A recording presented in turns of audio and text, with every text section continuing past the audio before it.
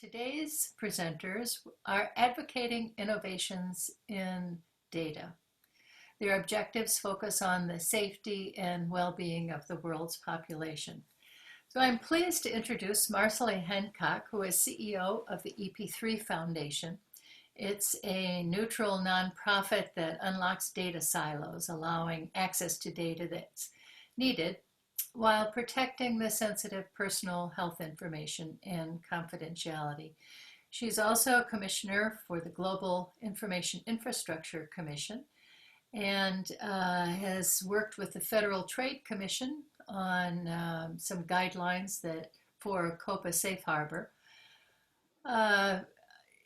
Her collaborator today is Dr. Jack Lewin, who is President and Chief Executive Officer of the Cardiovascular Research Foundation, and previously CEO of the American College of Cardiology, also the California Medical Association. So his roles have been leading medical service providers and physicians to identify issues and to solve them in order to improve the practice. He has been named one of modern healthcare's 100 most influential people in healthcare. So Marsali and Jack, we're really pleased to have you today. We're looking forward to learning from you. What's on your minds? So we're all dealing with this crazy world pandemic. So, we wake up and the world's very different than it was 6 weeks ago or 5 weeks ago. And just the night before California shut down, I left my Palo Alto little tiny place and drove to the farm because I knew I did not want to be stuck alone in a little tiny place, even in beautiful Palo Alto if I couldn't get to campus. So around the world, people want to get back to work. They want to get back to life, and we want to do it responsibly. The global economy needs people who are not at the most significant risk. Those with immunity or with health that have not been exposed yet. They need to be able to go to work as soon as possible. However, strategies for rebooting local, national, and global economies are throttled by inadequacies in data and their networks. Today, we're going to explore 3 topics. And the first is health data silos.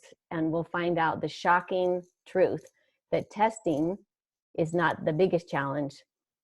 Having the results understood by enough people, that is a much bigger challenge. So we're going to talk about health data silos. And the second is, how can our current data networks implement new strategies to improve data liquidity while still allowing for data choice and accountability and being able to move data ethically.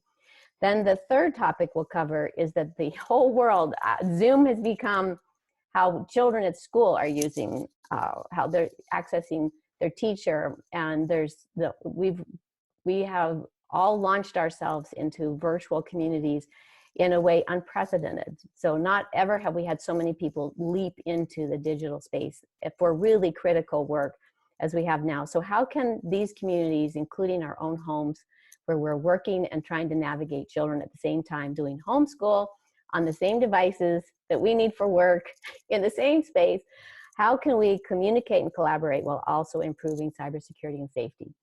So Jack, I would love to turn it over to you to talk a little bit about where we are with the actual reality of knowledge of health data. Who has access to what, and what are we seeing in the field?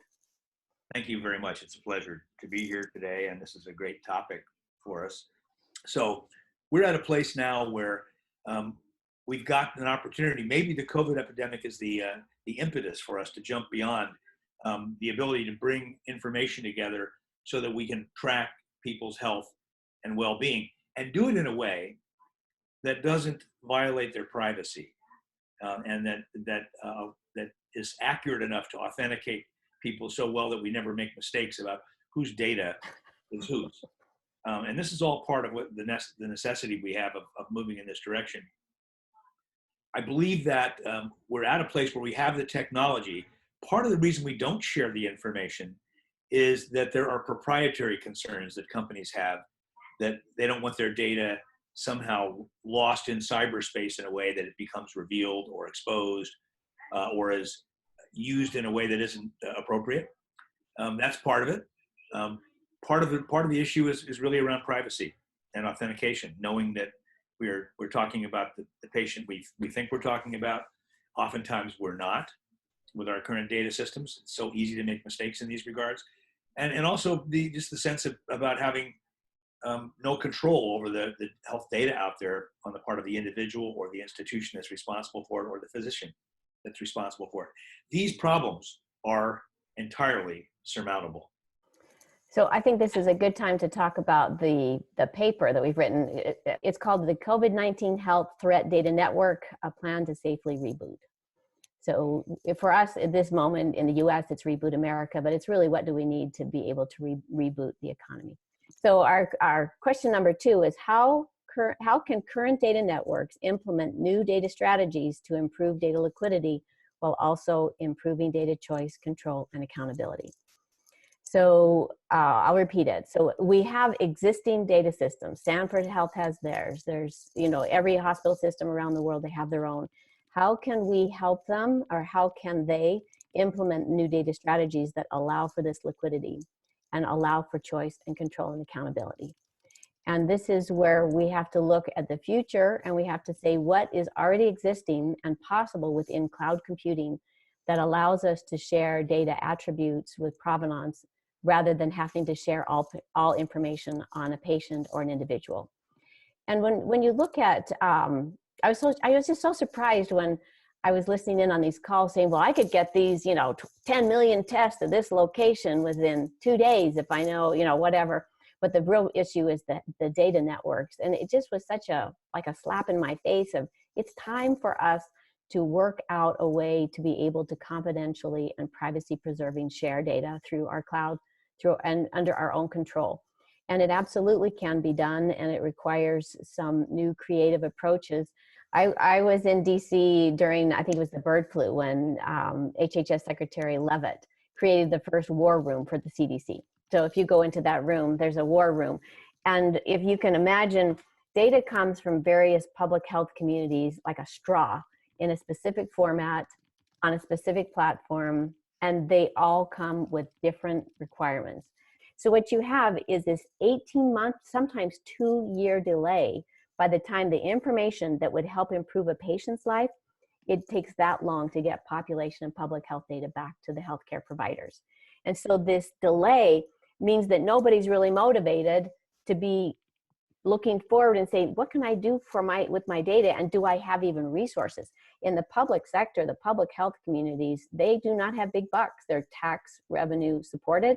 Systems go in and they'll last for years. So when Jack was talking about what he did with the health registries, I mean, he did that with a group of people who came together and said, we want it. How we did that, actually, just we said to let's just take a procedure. We wanted to try to replace people's heart valves with a transcatheter approach instead of cracking your chest open and doing it. And the FDA didn't want to approve it because they were worried about stroke risk, and the CMS didn't want to approve it because they were worried about the cost. And so we built a registry so we could collect all the data and give them all the information for anyone that got the procedure.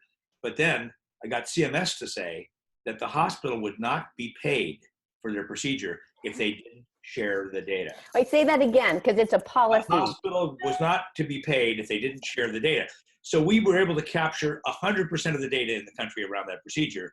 And we had to use a little sleight of hand because it wouldn't have happened otherwise. But once it happened, everybody benefits. Then the hospitals all know how they're performing compared to everybody else. So that was a real challenge.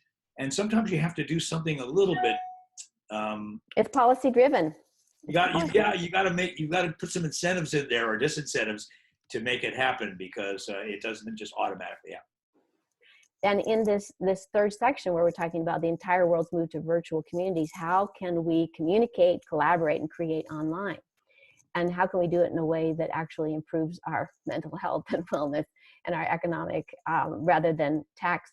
And I think back to Jack's conversation about the healthcare providers, he mentioned that we've got these huge stacks of digital records.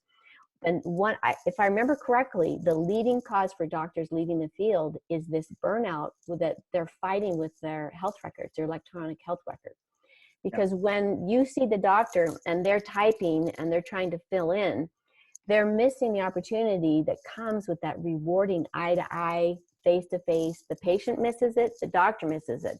So this is a wonderful time for us to reboot. And when we come out of this forced isolation and forced digital world, to get busy about creating a better experience so that we can use the technology in a better way.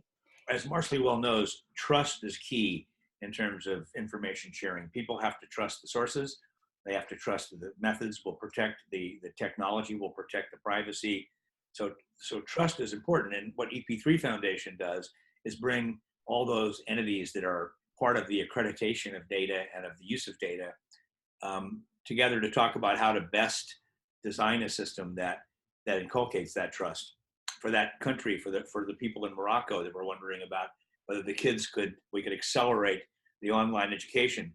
The society standing back wants to make sure that the sources of that information are trustworthy. So we have to breach the technological and the trust issues to achieve the kind of robust information exchange that will be necessary to systematically improve outcomes for individuals and public health in general for everybody. Thank you. I love it. Yes, I'm there with you. And I think it's important that we recognize everybody is struggling a little bit. And what you can take the dystopian, the world's going to end, or you can look at the opportunities. And what I have found is that people have slowed down. They're busier in many ways, but they've slowed down enough to realize what are the biggest priorities. And I'm confident that we will build data networks that help us to respond to communicable diseases that then lets us, when we're done with figuring out how to create a healthy environment and we're back to work, we'll be able to then address the non-communicable diseases that include the social determinants of health, so we can get to the underserved communities. And we, at the same time, we improve health, wellness, and economic opportunities for all of us. So thank you, Marsali mediaX. and Jack, thank you so much for sharing your thoughts with us and the progress on your major initiative. Clearly, we're all in it together on this little planet, and our actions together will determine how long we survive and how we will thrive.